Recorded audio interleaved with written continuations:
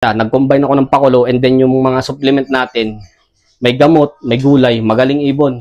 Kung ikaw makakainom ka ng B-complex, yung sakit ng katawan na naranasan mo ng training, mare-refresh ka. So yun, yung B-complex, tsaka yung mga reload.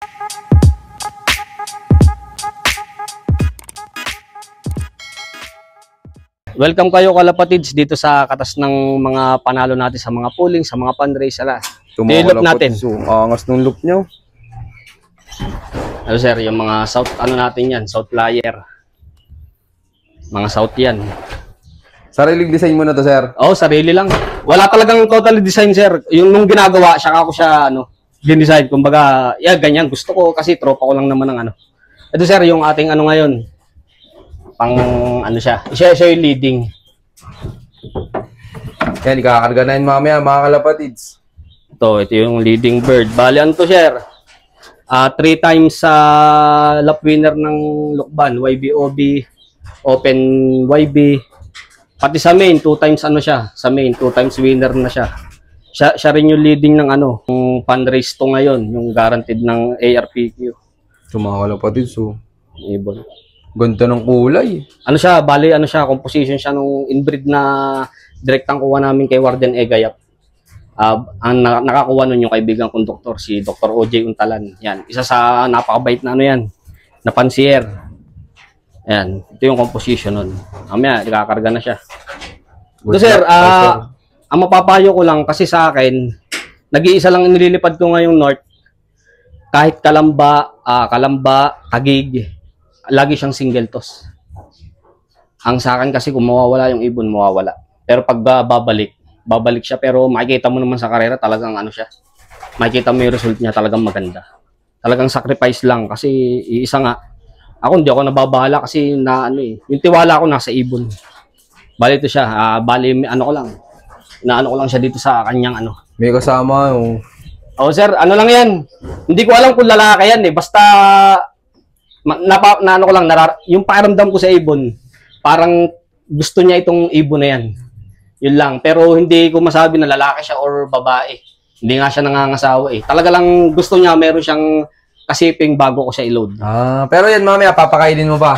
Oo sir, papakainin ko yan. Ako kasi pag nagpapakain ako sa flyer, titignan ko muna yung butsi niya kung may laman or magdadagdag tayo. Hindi tayo yung pansier na kung usual na kain ng ibon. Hindi, magdepende tayo lagi sa sa kondisyon ng ibon. Kung maganda ba yung panunaw niya, kung hindi, doon tayo magdedepende.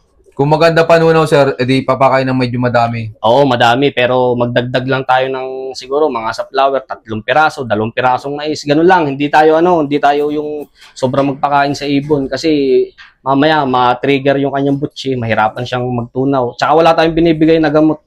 Wala pa. Kasi medyo malapit pa naman. Nasa 190 kilometer siguro tayo ngayon bukas. Saan ang release point, sir? Talavera, Nueva Ecija na. 80 to 190 kilometer yan. Tapos tinan nyo yung design ng loop niya, mga kalapatid. So, mayroong pag-ita na transparent na yero. At saka dito, sir, ito, kung mapapansin nyo, naiisarado.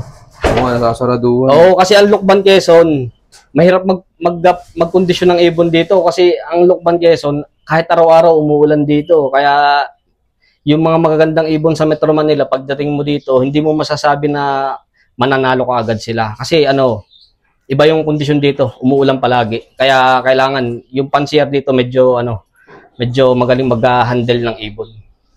Ayan. Kaya pala ganito design niya, mga kalapatid. So, para medyo kulong. Oo, kulong. Ganyan siya. Ayan, mga South Warrior natin yan.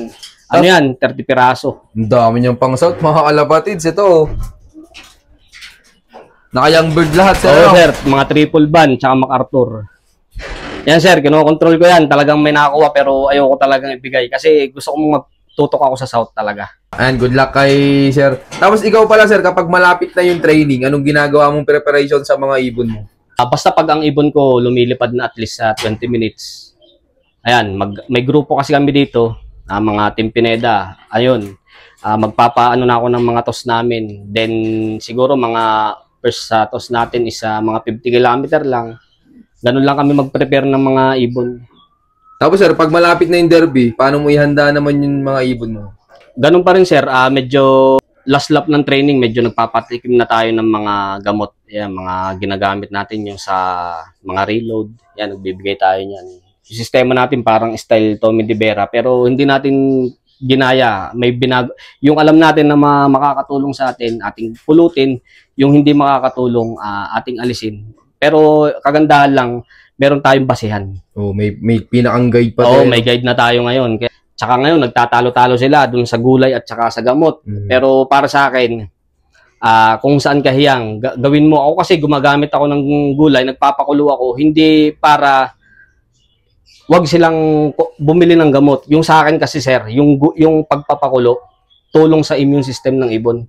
Kasi kung nung dati, tinatamaan ako dito ng PMB, ng mga adeno. Ngayon, simula nung gumamit ako ng pakulo, nag-combine ako ng pakulo, and then yung mga supplement natin, may gamot, may gulay, magaling ibon. Hindi na talaga tinatamaan basta ng sakit. May malakas ang protection sa ibon. Kaya, tsaka yung bakuna, number 1. Lagi kayong magbakuna.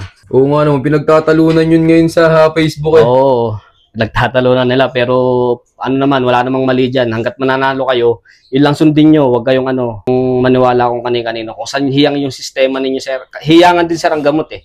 Kasi kung sa iba hiyang, dito sa akin hindi. Doon tayo sa hiyang tayo. Basta pag nanalo na kayo, wag na kayo magbago. Yun. Maraming salamat, sir. Pero sir, ikaw dito pag derby na, kamusta yung pagpipiding mo sa kanila? Sa feeding naman, sir, usually ganun pa rin naman tayo. Nagdadagdag lang tayo ng konting sap at saka ng mais. Yun lang. Pero other than that, wala naman na. Importante, malusog ang ibon mo. Pag malusog ang ibon mo at may linyada ibon mo, ilalabang ka niyan. Yun ang importante sa atin. Yun, maraming salamat, sir. Tapos ikaw pala dito, sir, ano pa yung mga ibang gamit mong supplements dito kapag derby na? Pinakang ma-advise ko, kasi ako, galing din ako sa pagmamanok, nagde-derby rin ako dati ng manok. Ang pinakang importante sa ibon, yung B-complex. Kasi yung B-complex, yun ang pagpo-pointing ng panabong na manok. Sa ibon, halos ganun din. Kasi kung ikaw makakainom ka ng B-complex, yung sakit ng katawan na naranasan mo ng training, marerefresh ka. So, yun. Yung B-complex, tsaka yung mga reload. Yan, gumamit kayo nun. Magaganda yan, yung ng Power Wings. Mula noon at tsaka ngayon, talagang yung ginagamit natin. Yun, maraming salamat, sir. Tapos, sir, tingin mo ano yung pinakang importante sa pagkakalapati para manalo? Number 1, kumuha kayo ng maayos na linyada. Kasi nung una, hawak ko, linyada hindi maayos. Kahit anong tutok mo sa ibon, hindi ka ilalaban yan. Unlike pag nakakuha na kayo ng maayos na linyada, ilalabang kayo. At saka yung sinasabi nila na swerte. Oo, kasama yan. Pero number 1, linyada at saka yung sistema. Kasi pag meron ka yan, makikita mo yung ibon gumagawa ng resulta. Yun ang importante para sa akin. Yun, maraming salamat, sir. Tapos, sir, ikaw, ano mabibigay mong payo sa mga viewers natin dyan na hindi pa pinapalad sa karera? Basta huwag kayong susuko. Pagka ang ibon, 3 taon nyo nang nagagamit, at hindi nagpo-produce, try nyo magpalit ng linyada, or kung gusto nyo, mag-infuse kayo ng matibay na linyada. Kasi ako, naniniwala ako na ang pag-iibon, dapat meron kang baseline.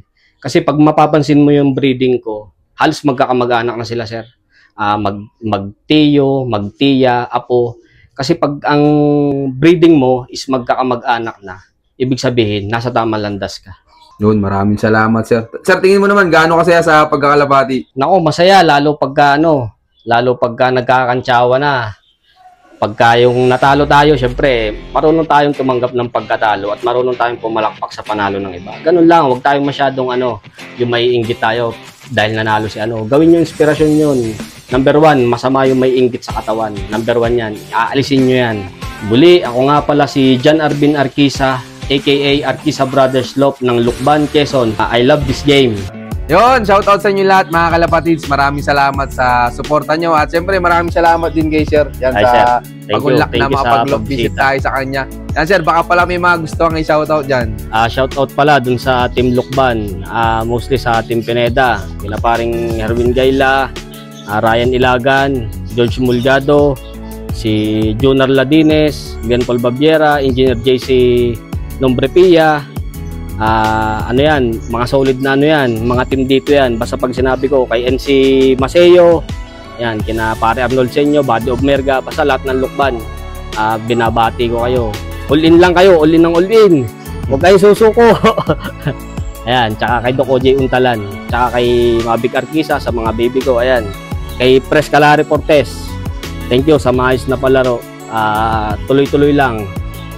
Ayun sir, okay na. Ayan, shoutout sa club ng ARPQ ba sir? Oo, ARPQ sir, at tsaka PRPA ng Lucban, Quezon. And sa mga malalakas na club ngayon dito sa Quezon Province. Shoutout pala sir kay Ramrel De La Rosa, sa kaibigan ko sa Bulacan, yung kay Corbolop, kay Dr. OJ Untalan. Yan sir, nananalo ibon natin doon. Puro winner kay Ramrel De La Rosa hanggang duluan.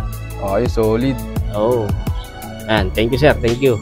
Ayan, maraming salamat sa suporta nyo mga kalapatids at abangan nyo pa yung mga susunod kong palok visit sa'yo na. Keep watching and God bless you all. Thank you. Thank you.